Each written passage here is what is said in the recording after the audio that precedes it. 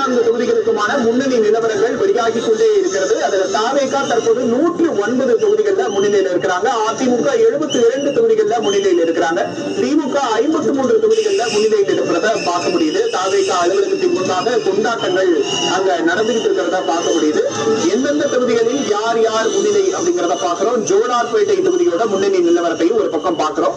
திருவிக நகர்ல தாவேகா முன்னிலையில் இருக்கிறாங்க. தியாகராய நகர்ல தாவேகா முன்னணியில் இருக்கிறாங்க.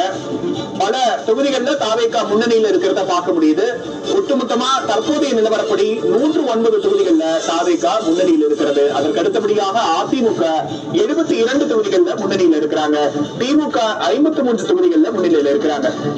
வேளச்சேரி தொகுதியில தாவேகா முன்னிலையில் இருக்கிறது. குமார் 28,315 வாக்குகள் பெற்றிருக்கிறார். அவரை எதிர்த்து போட்டியிட்ட காங்கிரஸ் வேட்பாளர் பின்னடைவை சந்தித்திருக்கிறார்.